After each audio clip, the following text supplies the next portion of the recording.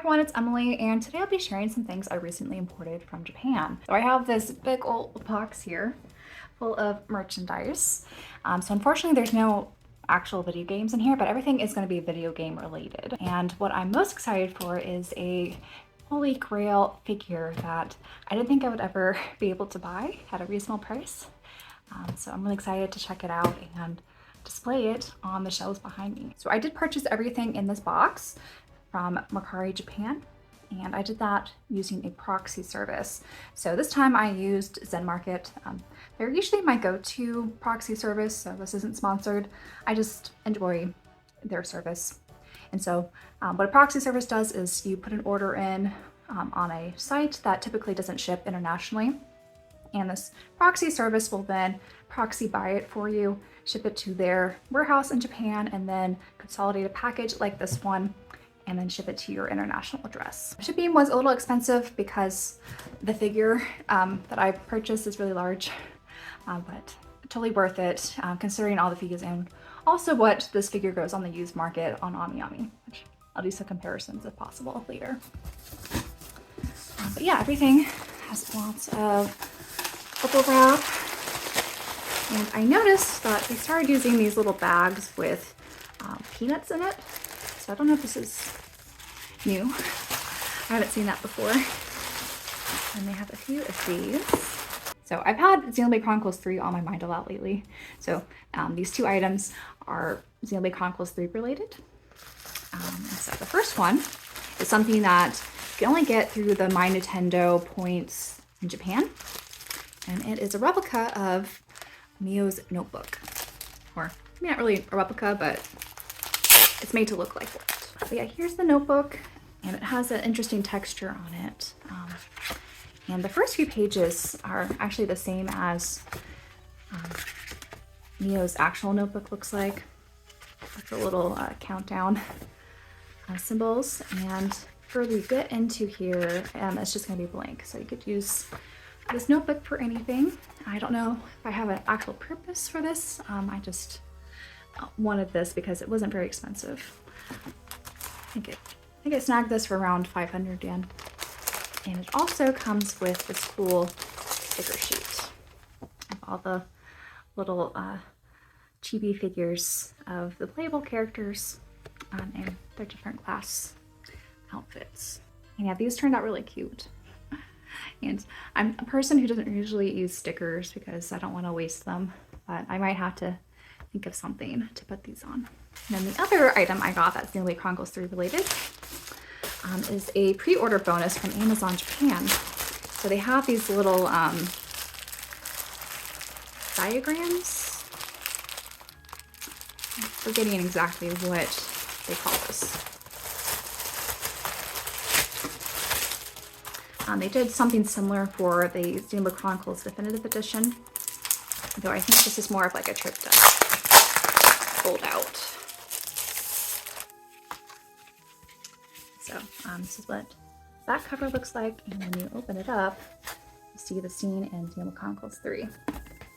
So I thought this was going to be slightly larger. I wanted this to be in the backdrop of where my figures are for my little Xenoblade shelf right above me. So I'll see what this looks like folded out on display to see if I want to keep it there or put it somewhere else. So while this Amazon Japan pre-order bonus is rather small, it does fit perfectly right on the bar of my shelf there in the back.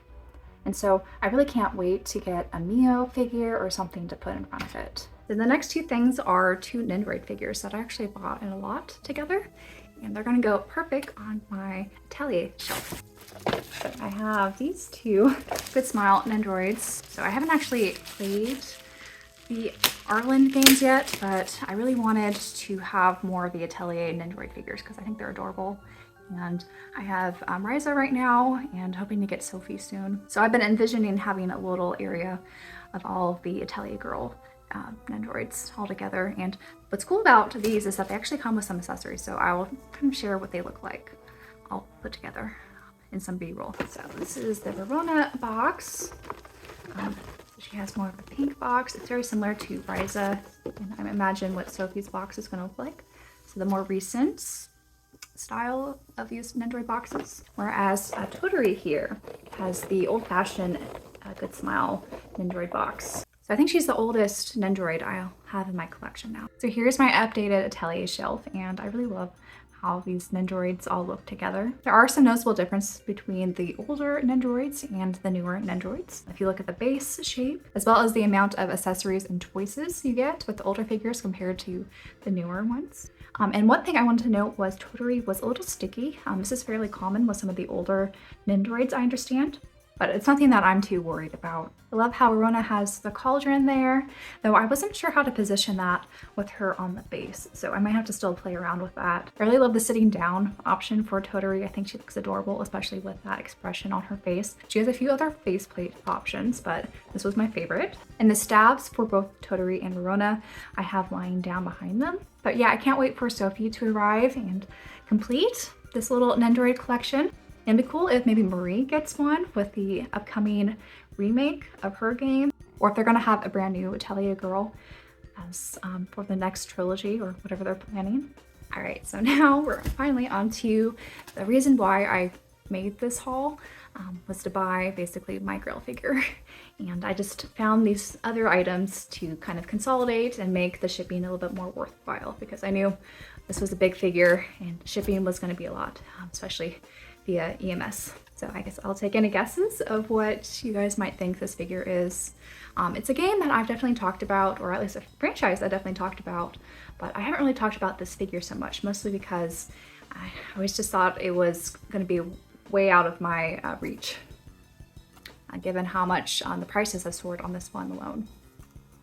But no more suspense. I will share who I got. So I have Cordelia from Fire Emblem Awakening, and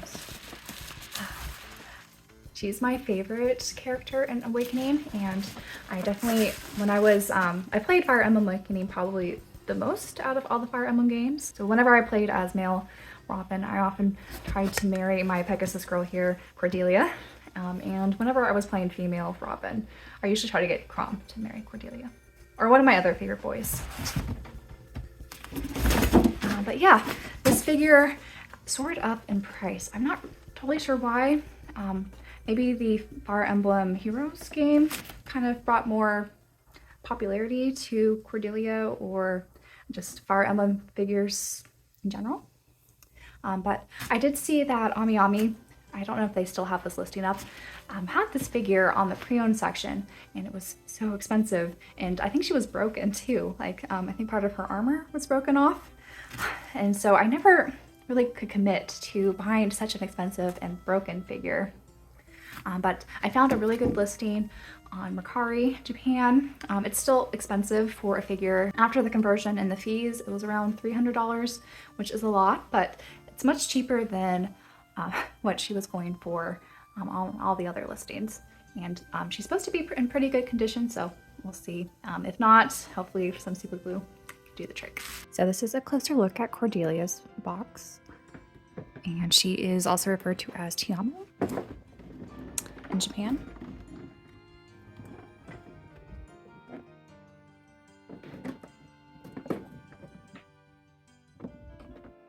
And since this is pre-owned, there shouldn't be any tape to cut through.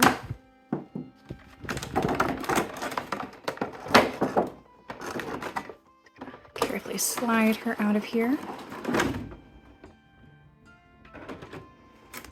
And nothing too exciting on the interior. It's just kind of silver. And her instructions. Looks like bottom, her weapon, and wing piece is popped off. Rest of her.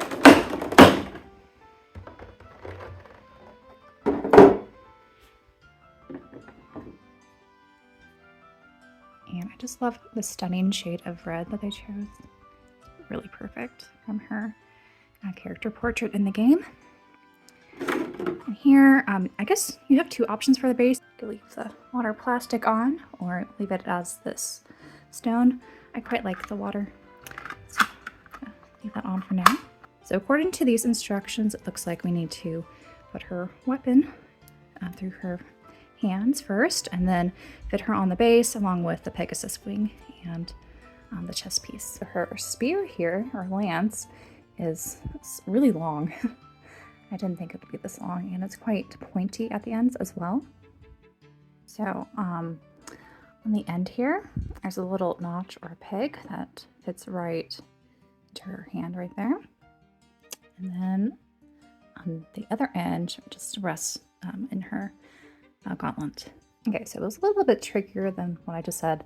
I had to refer to some of the images on the box, but it just goes through her fingers right there and tucked through her hair. Yeah, now let's get her on to the base. So this part was actually a little bit more tricky. I had to feed her feet through this plastic here and then fit her feet on the pegs onto the concrete piece. And then there's a little notch on the side here that is where the water element kind of fits. It's a little bit shaky, which isn't that great, but I think she'll be fine. And then finally we have the stone Pegasus wing, which I always thought was kind of a neat detail, and she is a Pegasus rider. So it's nice that they incorporated that element of her class. And this is some armor chest piece that just hangs in the back. So yeah, I was able to fit it like so. So here's Cordelia, and I think she looks stunning. I just love how detailed this figure is, and just the contrast between her red outfit and her stunning red hair with the concrete Pegasus wing and kind of water rippling effect. It just plays out a really cool scene. Overall, I'm really pleased with how she turned out, and I'm really happy to finally have her in my collection. She's probably my favorite Fire Emblem figure I own at the moment, maybe even my favorite figure. It's hard to say, but this may be because she is one of my favorite characters in Fire Emblem and other video games, so I'm a little biased there. But let's get a closer look at some of her details. So I'm gonna spin her around so we can see a little bit of her front view. So I do like how relaxed her dress is, and with her belt kind of just hanging on her hips there.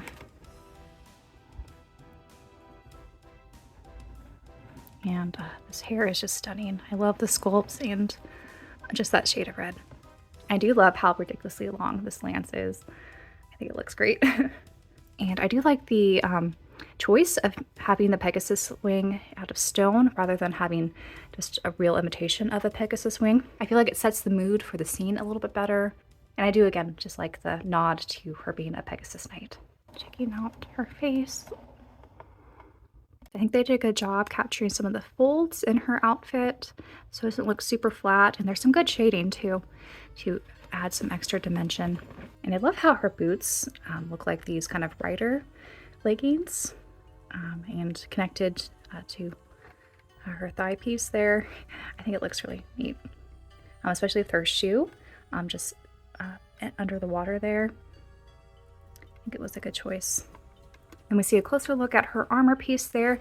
On the Ami Ami pre-owned section that I mentioned earlier, it was something off of her armor that was broken off on her arm. So I'm glad to have an intact arm here, and they did some pretty good, I think, detail with the finger articulation. And it's definitely not as detailed as some of Intelligent Systems' more recent figures that I've shared on the channel already, but I do still kind of like how simple it is. So it doesn't really take away from the rest of the figure, and how there's still some like buckle details and a nice shading.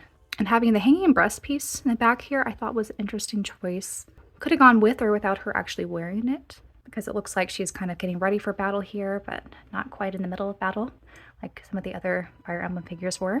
So I do appreciate the more intimate setting they kind of established in doing that. But yeah, now I'll bring you over to my shelf area and kind of have a little update of how I'm going to be rearranging my figures. So here's what my Fire Emblem shelf looked like before. And here's how it looks now with my Cordelia figure right in front of my Fire Emblem Awakening art book. And I moved Byleth in front of the Fire Emblem Three Houses Collector's Edition. And shifted my Three Houses acrylic standees a little bit to the right. All right, so I hope you guys enjoyed that little mini shelf update tour. I'm not too certain I could fit too many more figures on my shelves as it is, so I do plan on slowing down in terms of the figures. At the moment, I have my eyes set on getting a Tharja from Fire Emblem Awakening now that the floodgates are open. I really would love to get her. And thankfully, she's not as expensive as Cordelia is right now in the market. And I think along with Tharja, I do want to get Marth still. Thankfully, he's kind of tanked on the aftermarket, so I've been taking my time trying to pick him up. But I think eventually I do want to get him since he's the first Fire Emblem main character. And then I'm just gonna wait to see if another one of my favorites eventually gets a scale figure. I do know Roy and Liliana are getting figures sometime this fall. I didn't pre-order them because it's when the major price hike happened for the intelligent system figures. They do have massive supporting poles, which is making me a little bit more hesitant to pick them up. So I think I'm gonna wait on those and maybe eventually get one or two, but it depends to see if their aftermarket will also tank or not.